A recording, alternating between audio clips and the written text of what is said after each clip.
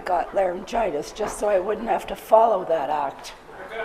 My friend Michael Cook is going to help me because my voice was left in Calgary yesterday.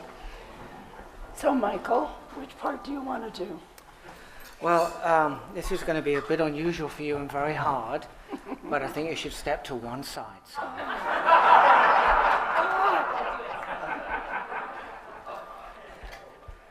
Oh, you wrote your own speech? I have my... This is it? Speech. Oh, that's not so good. Okay, here we go. All right. I have one assignment tonight, which is to be Sally Armstrong, which, for anyone who knows her, I'm not qualified in any way. You can just list the ways I'm not qualified.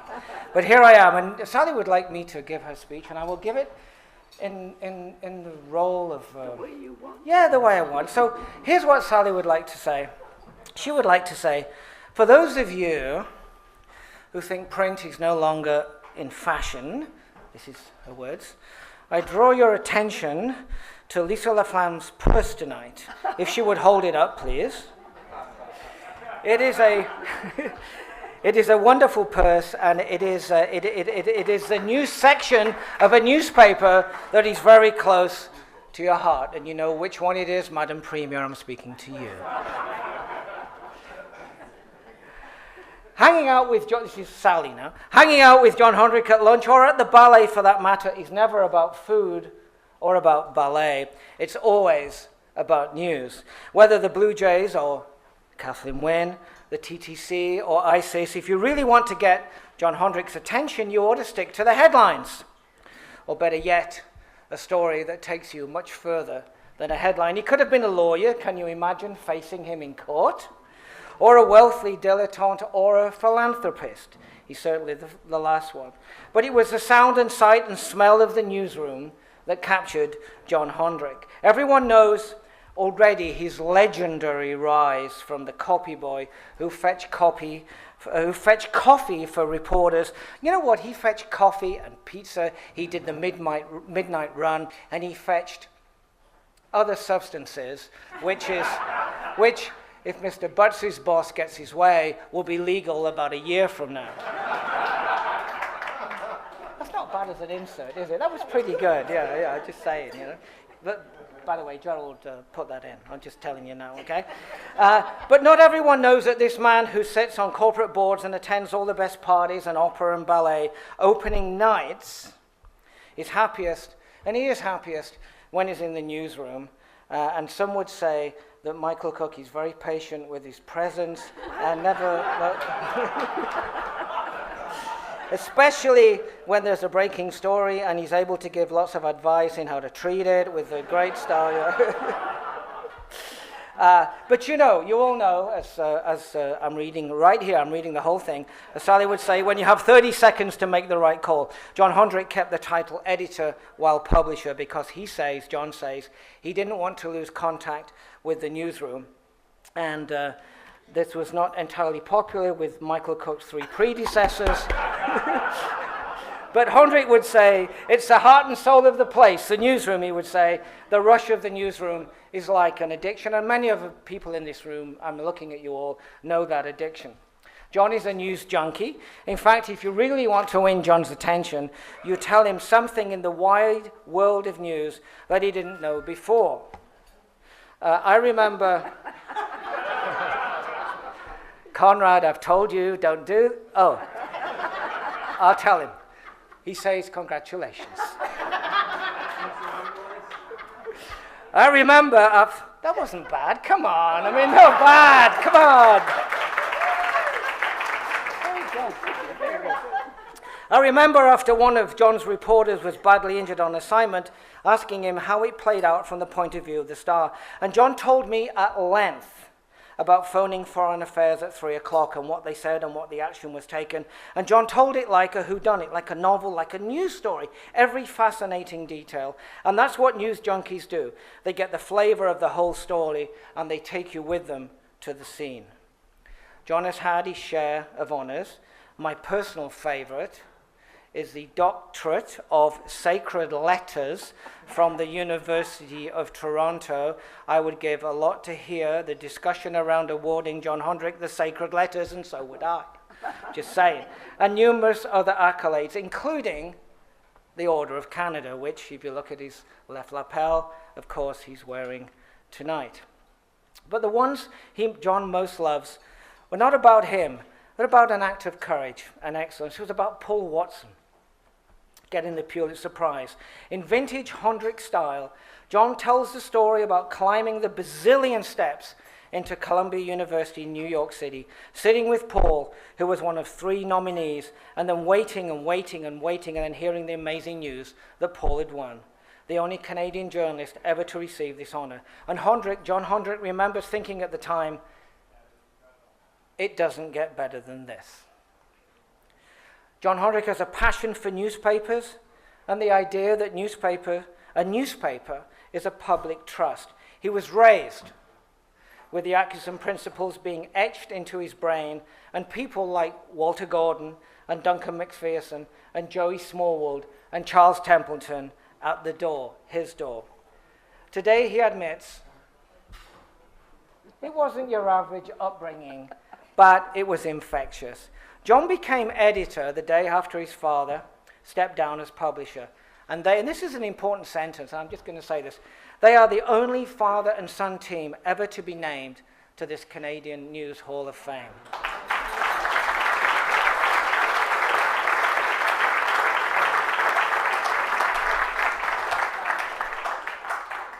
Now, those Star veterans in this room who are still fingering their welts and their scars will be familiar with this next sentence. That's me, not her, okay? John was influenced by many. His father, also known as the Beast, Ray Timpson, Jim Rennie, and others. And then John became an influencer himself while editorial page director during the free trade debate, how we all remember that, and while championing a new deal for cities or pushing for the series on racial profiling, perhaps the most greatest thing the Star has ever done, which won the Canadian equivalent of the Pulitzer, the Michener Award. And John said this work is the paper operating as a public trust. In fact, right now, we have more women editors. Am I right here? Is that what did I miss? Oh yeah, John is a patient and duty-bound when he discusses the business of attending to the Atkinson principles. The principles, by the way, which at the Star we hold up every day. We hold our paper up, our website up, where's Ali? Our mobile up, all that stuff. We hold that up every day, and we hold that up against the Atkinson principles. And John is patient and duty-bound when he discusses the business of attending to those Atkinson principles. He has devoted himself, and I think it's fair to say for those of you who know him, he's devoted himself to those principles. Catherine Porter, one of the Star's great columnists, she says, John has been a champion of women's voices in the paper. He supported Michelle Landsberg ardently. In fact, right now, says Catherine, we have more women editors in top positions than men. To tell you the truth, I think that's a little bit more about the current administration, but I'm just going to go right there. I'm putting that out right now on the table. Discuss amongst yourselves. Catherine continues to say, people new to our newsroom don't understand John's influence here.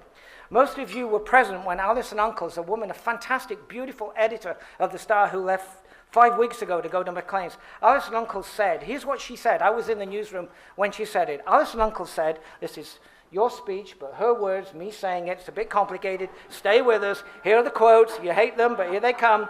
These are really tough times in newspapers. We are shrinking and shrinking and shrinking some more. But as we struggle to come up with a new funding strategy, but through it all, John Honderich has protected our newsroom. He has worked to make sure that we still cover the city doggedly. He truly believes that our job is vital as reporters, and he's gone to lengths to ensure that we at the Star are not cut to the degree that most of the rest of the corporation and most of the rest of our industry across this country has been cut. That's the man right there.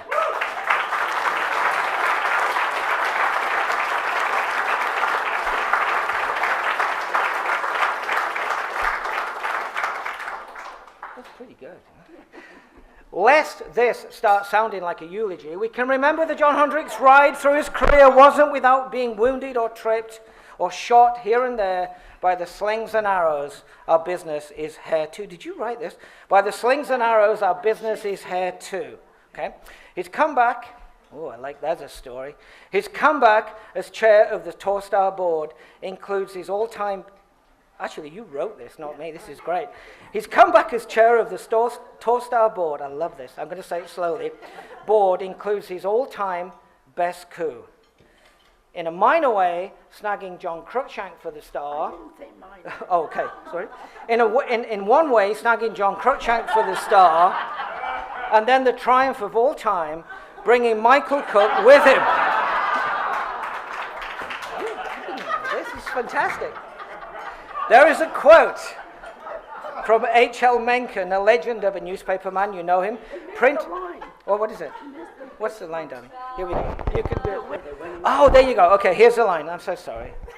That's the only one I've missed tonight, to be honest. Snagging John Cruikshank for the Star in a minor way, and Cruikshank bringing in Michael Cook with him. The winning trifecta. Thank you. All right. You can do this. It's okay. Thank you, Gerald. This is so different from that fucking email you sent me at the weekend. Which used the word, I'm just saying. There's a quote from H.L. Mencken, a legend of a newspaper man, you know who he is, printed on the wall of the Baltimore Sun. And it reads, here's the quote, here we go again with the air quotes from Mencken.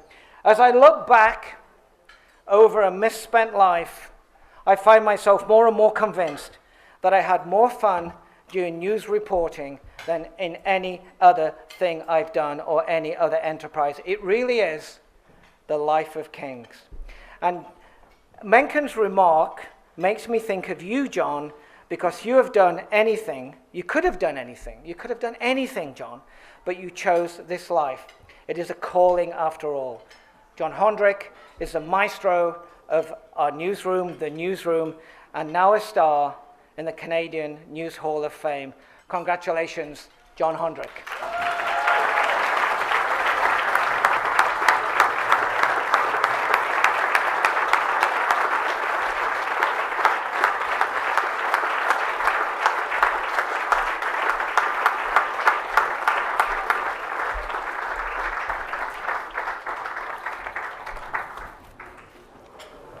There's an old saying in the newspaper business in Scotland, never kick the copy boy's arse because he'll be your boss one day. This was never more true than in the case of our second inductee here. Now, indulge me for just a little minute. I had promised the Premier I would take her for a little jog this evening, a little jog down memory lane, back to the 60s. When you were just a slip of a girl. That was when the Toronto Men's Press Club founded the Canadian News Hall of Fame. It's when the Toronto Daily Star was housed on 80 King Street West, just along the road. Halcyon days. Now, John wasn't with the paper in those days. No, I went there. But it was still an excellent newspaper, John, despite that. At least while I was there. The editorial department back then was virtually awash with some of the best newspaper men and women in Canada. Multiple National Newspaper Award winners, and it was almost a waiting room for the Hall of Fame, because many of those legends in subsequent years came into the Hall of Fame. And I know you remember many of them with fondness. Martin Goodman was there, Duncan McPherson, Jocko Thomas, Ray Timpson, Mel Morris, Gordon Sinclair had been and gone, Clyde Gilmore, Lotta Dempsey, Milt Dunnell, the late Joe Atkinson, and last but not least, Bill and Honderich.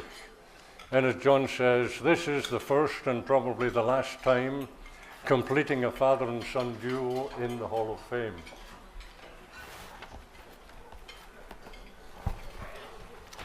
Know all ye by these presents that John Honderich, journalist and author, has been named a member of the Canadian News Hall of Fame, October 15, 2014. From copyboy to chairman of the board, he became a shining star in Canada's newspaper firmament. Congratulations and welcome, John.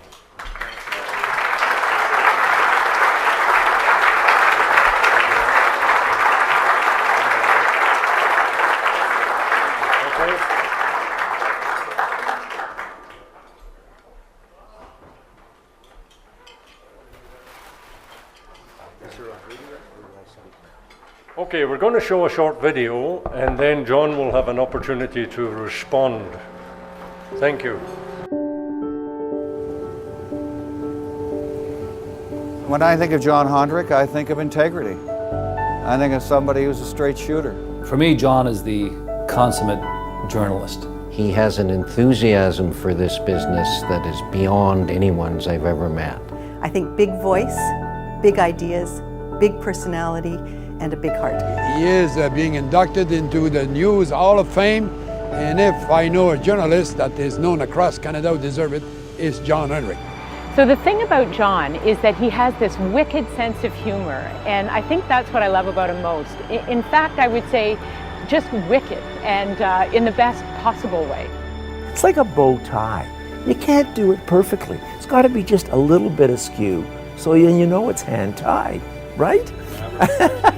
Actually, once I saw him without his bow tie, and I thought that was a terrible mistake. Something awful had happened in his life. He is using his intelligence, his power of his energy to do good things for Canada, for people in Toronto, and for the world. He loves his city, he loves his province, but most of all, as I quickly came to understand, he's a deeply proud and passionate Canadian. And he realizes we're on this planet. We're not living for the next life. It's what we do in this life. John has been a volunteer of United Way Toronto for years. So the bottom line is that he actually was listening to me. It was important to him to be invested in CAMH and what we do. He's one of the great journalists who became the boss eventually. He's also been just a great friend and a mentor to me. John Honderich is going to do everything he can, devote every ounce of his energy to making sure that the star flourishes forever. It's just so appropriate that a man with such a passion for news and the future of news and for quality news has been named to the Canadian News Hall of Fame. Any award that honors John Honderich is totally appropriate. Congratulations, John, on a well-deserved honor. Congratulations, John. Congratulations, John. Congratulations, John. So, bravo, John, et mes félicitations.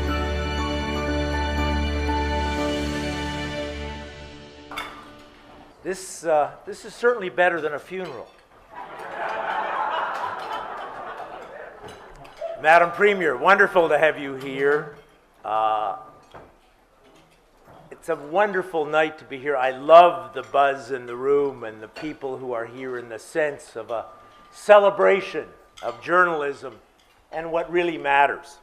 But first, Sally, with your laryngitis at all, you are simply just one of a kind. What Sally has done, her work covering Afghan women, the book about women's rights, the course you've traveled as a journalist, as an editor, as a trailblazer for journalists. This is one exceptional individual, and to have you here tonight as my presenter, I want you to know I feel totally honored. A pleasure.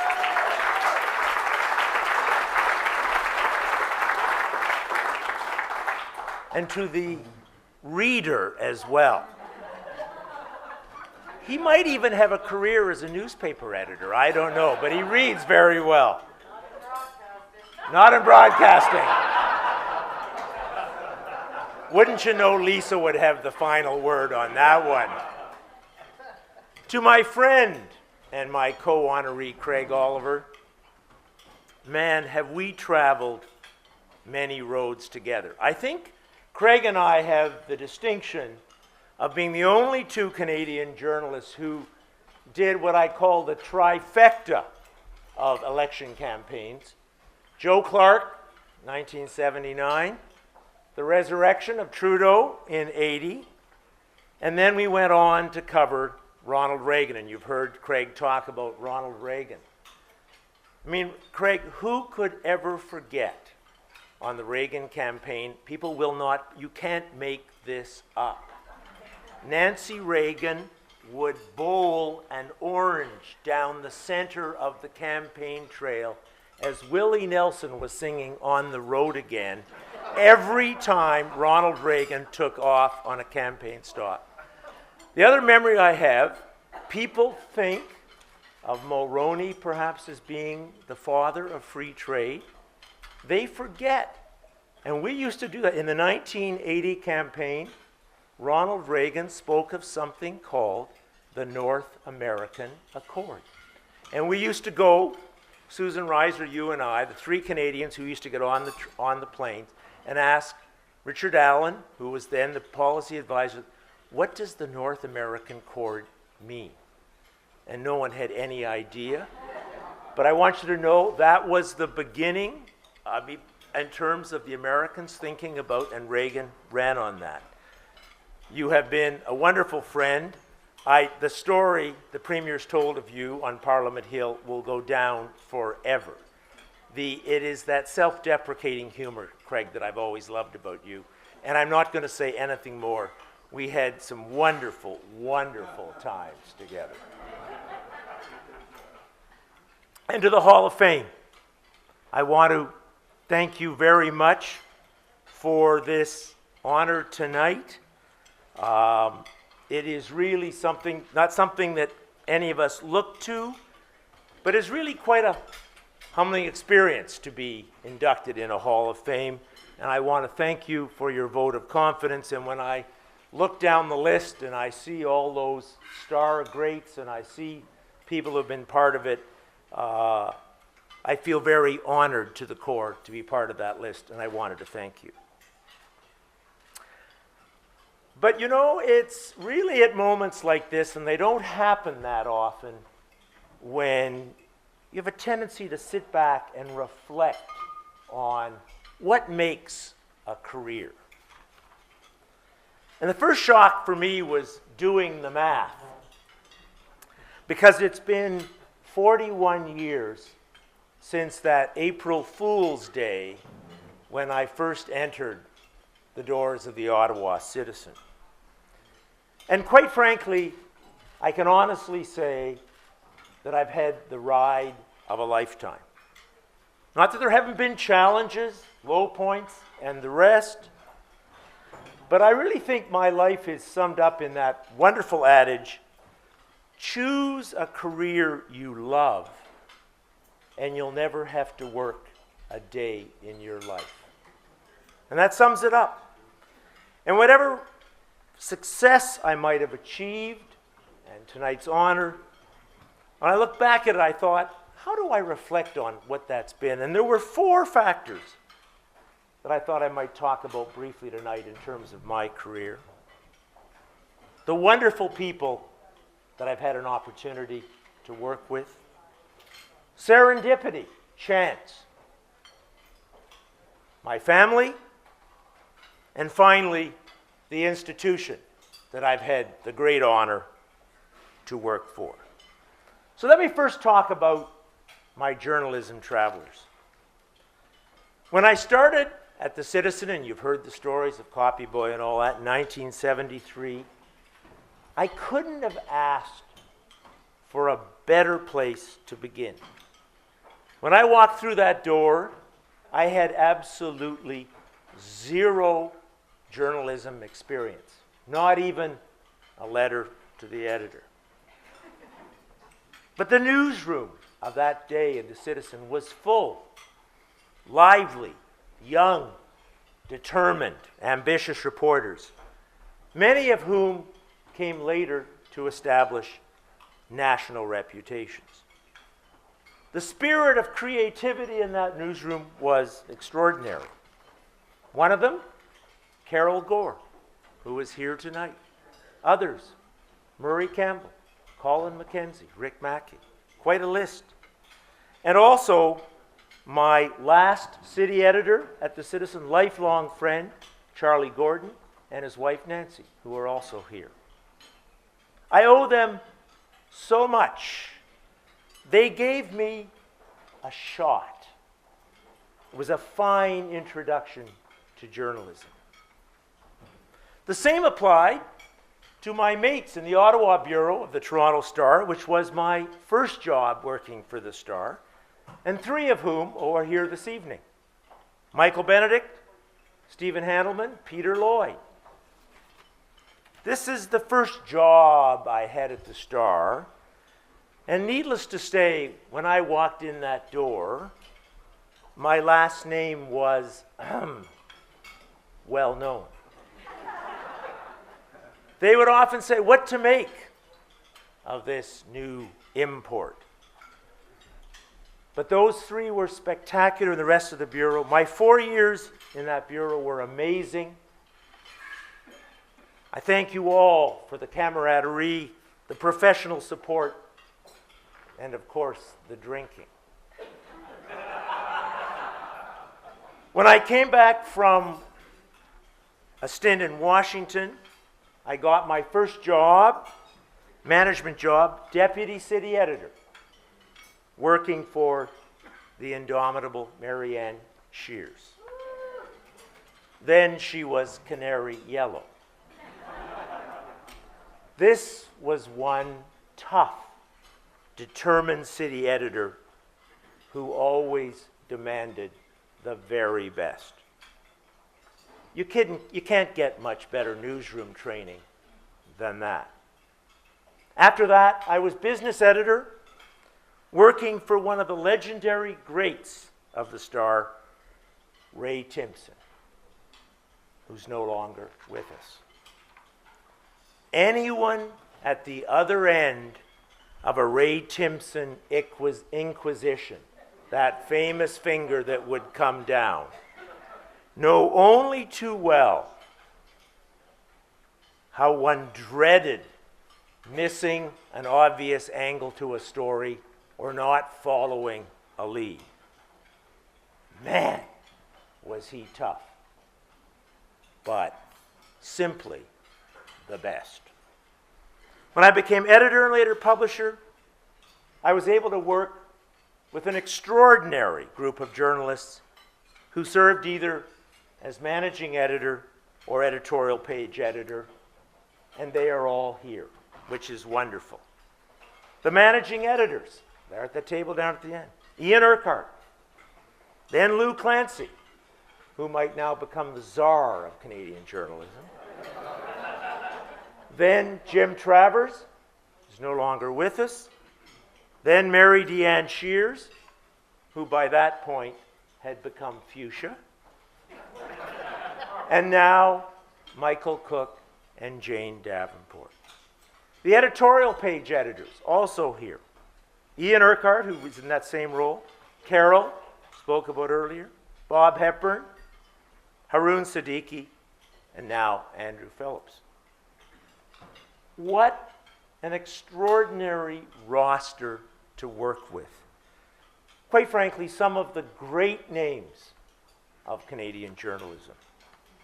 So let me tell you, it's hard to screw up when you have that level of talent, that level of guts, and that level of fortitude backing you up. And behind them were the many section editors, the columnists, the photographers, all the people who make up a newsroom, who have made, quite frankly, the Star an extraordinary place to work and to produce journalism. Quite frankly, I had the amazing good fortune to work with this extraordinary group. It just doesn't get any better, and I want to thank each and every one of you for how you've contributed to the success of the Star. The same also applies, as publisher, to the non-news side, some of whom are here tonight, all the department VPs that I work with, all the people who strive to make the paper and can carry on. And I particularly want to thank my former CFO and now the CEO of Torstar, David Holland, for the tremendous support that he gave. And members of the Voting Trust, including Elaine Berger, also here tonight, for their support as their chair. And last, but certainly not least, my closest counsel and friend, Bert Bruiser. Not only is he Canada's leading libel lawyer, he is just plain smart, wily, and wise.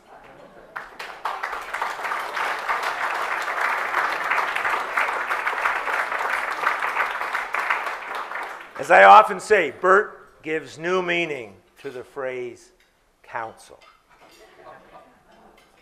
We have gone through a lot. Bert will hate all of this, but I want to publicly acknowledge how much I have to thank you. Now, people are one thing, and amazing the group that I've been with, but I really think there's an element of serendipity in life and one's career, plain luck. And I think as any journalist knows, being in the right place at the right time, being there when something happens, can often play a critical role in anyone's career. And certainly, I want you to know, I've had more than my fair share. I want you to just consider, when I reflected back some of the things that have happened. My first scoop came 6 weeks into my job as a researcher for the consumer column at the Ottawa Citizen. In response to a simple question, a real estate lawyer blurted out that this was a complicated checkerboarding scheme in Marlborough Township, not knowing that I too was a lawyer, that I reveled in real estate law, and I knew exactly what he was talking about. That break led to the province rushing in, seizing control of Marlborough Township. It was my first black line, and I got a promotion. Then there's the serendipity of living in the same co-op in Ottawa as a Kingston woman who unwittingly attracted an ex-con who had shot his way out of Kingston Penitentiary and decided to come to our house for dinner. We asked him to leave. There were 2 lawyers there. It got a little complicated, but unfortunately, he got involved in a very nasty, brutal gun battle with 3 Ottawa police officers. That in turn led to a first-person story I was able to write, Guess Who's Coming to Dinner, that quite frankly established my journalism credentials.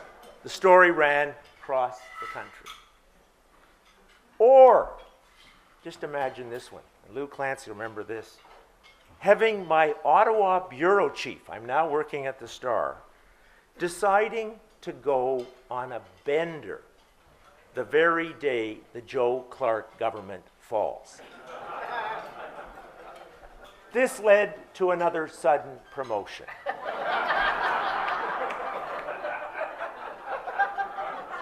Or having the opportunity of the Chronicle, and Craig's talked about this, the moves of the politician I would regard as the most effective politician I have ever witnessed, Ronald Reagan.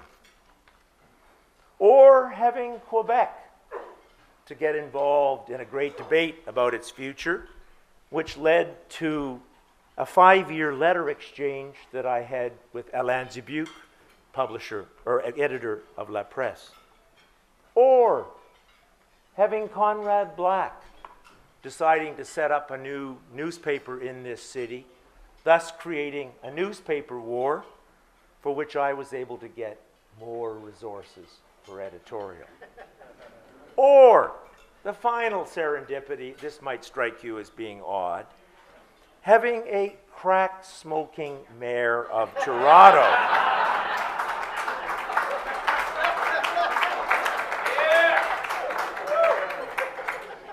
That has allowed the Star to flourish and allowed me to be a supportive role in the heroic efforts of John Cruikshank and Michael Cook in revealing the true story. That's quite a lot for one career. Who knows what it would have been like had that not been the case. But what I do know is that those breaks certainly made a difference to me. The next part I wanted to talk about my parents. And I want you to know that I want to talk about my parents and my two children. First, my mother. Neither of my parents are with us.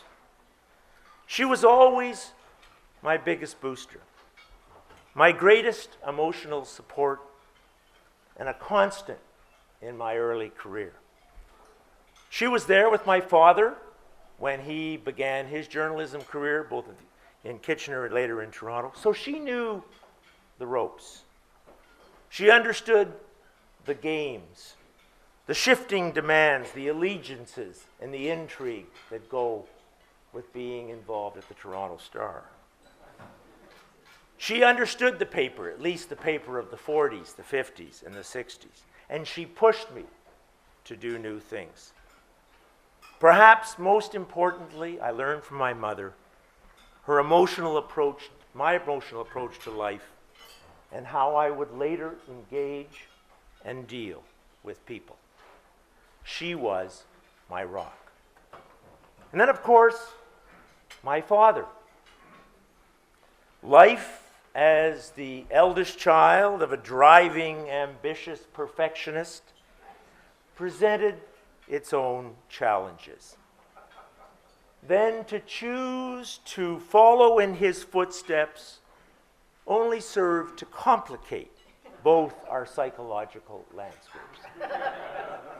Most know that ours was not the easiest of relationships, but profound is the only word to describe the power of my father's ideas, his values, his commitment, and my upbringing. Who could ever forget those trips as a young kid to the newsroom, 80 King Street West, the Star Building, the shiny brass elevators, the smell of lead in the newsroom, the rush that enveloped me every time I got a chance to be at that place. How could there be anything more exciting, I thought? Mind you, it would take me 15 years after a detour through law school to figure that out. But who could forget the first trip to Parliament Hill to watch the flag debate, and then to eat in the parliamentary restaurant where both Mr. Pearson and Mr. Martin came over to chat, or the periodic visitor at our home from Newfoundland Premier Joey Smallwood, or those noisy parties in our smoke-filled basement where I would get to listen to the likes of Pierre Burton, Charles Templeton, Duncan McPherson, Milt Dunnell, Nathan Cohen, always in his trademark black cape. Or those always dignified conversations with Walter Gordon about the independence of Canada. There will always only be one Mr. Gordon. Or perhaps, most important of all, those sermonettes that I would hear at voting trust meetings again and again on the legal obligation that we had to uphold the Atkinson Principles. And how we must never forget that the publication, and this is where Atkinson's words, of a great metropolitan newspaper is a public trust, never to be taken for granted. Those were powerful influences, I must say, that I've only fully come to grasp since his passion, but they were huge. Certainly, mine was not the normal upbringing. And finally, my two children, Robin and Emily. They've always been my hugest fans, boosters. Their lives have been affected, as mine was, by living in the household where I was involved. For example, they can tell you exactly how much time I spend on the phone. They can tell you what it's like to live through a labor strike. In fact, there were 3. or the agonizing that goes on when you have reporters in a war zone, be that Paul or be that Kevin, whatever, or the backlash in the schoolyard, this was a good one, when the Star takes a controversial editorial position. Not your everyday upbringing in any way, but they never flagged in their support. I love you both. I just know you know only too well what the Star means and will always mean to all of us.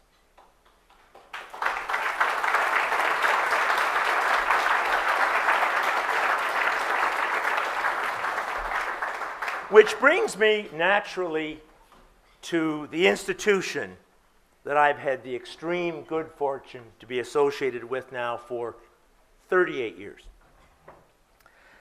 There's nothing quite something to be associated with an institution, and this is quite a remarkable fact, that has spanned 3 centuries. Toronto Star has been around the late 19th century, the entire 20th century, and now the beginning of the 21st. And there aren't many institutions that can say that. Add to this the very unique history of the paper that has been embedded in what has become known as the Atkinson Principles. I was telling the Premier earlier the extraordinary story of how the provincial government, that would be conservative of the time, George Drew, legally stopped Joseph Atkinson from leaving the Toronto Star to the foundation that he set up. If you can believe it, for 9 years, every major decision at the Toronto Star had to be approved by the provincial government. It was quite an extraordinary situation. Out of it emerged the Toronto Star Voting Trust, and 5 families pledged to maintain those principles. That commitment is enshrined in the articles of the corporation, and the directors of the corporation, some of whom are here tonight, have to agree to abide by them. That history makes us unique. But I think so too has been our tradition of crusading journalism, concern for the little guy, what does it mean to Metro, and most important of all, investigative reporting. And I must say, it is that tradition that I am most proud of having built on. Quality journalism. It is what I believe in so profoundly. And I really believe that in order for all of us to live meaningfully, to participate in our community, and the Premier talked about this, we must be appropriately informed. The quality of public debate, if not the very quality of life in all our communities, is a direct function of the quality of media that serve it. The media doesn't function well, a society can suffer. The debate can lessen, the quality of democracy can suffer. My view has been in the past, still maintains that newspapers have always played a very unique role in this, what I call, informing process. I still feel it is newspapers that set the public agenda through the groundbreaking investigations, those pointed commentaries and columns, hard-hitting crusades, and biting editorials. And I think such kind of journalism gives truth to Atkinson's phrase that publishing newspapers is a public trust.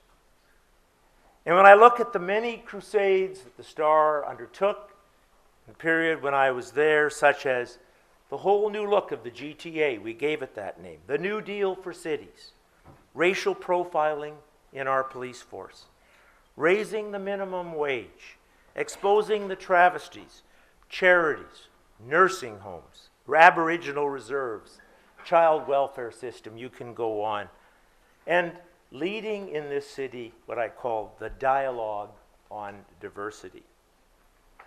I think we can safely say the tradition has lived on.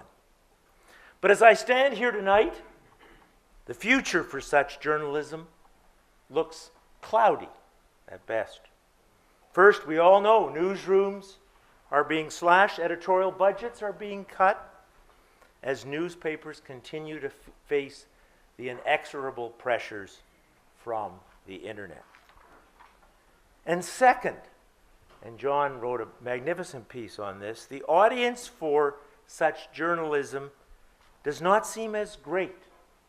Distraction among our younger generation, people not as interested in the kind of journalism we've done before.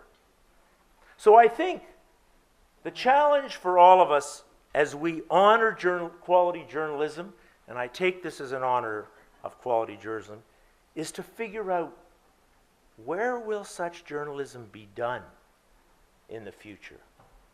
And how will the stories be told so that everyone is appropriately informed and our democracy flourishes? Tough questions. I haven't got the answers. I think we're still in the early stages of trying to figure out how that will work. But time is short, and I think nothing less than the quality of our democracy is at stake. So, as I accept this honor tonight, I accept it as a recognition of the quality journalism that we've been able to achieve, along with my colleagues, along with this wonderful institution that I've been associated with. And if as well, this serves to highlight this award, the importance of such journalism and means to our society, then I will be doubly gratified. Thank you very much.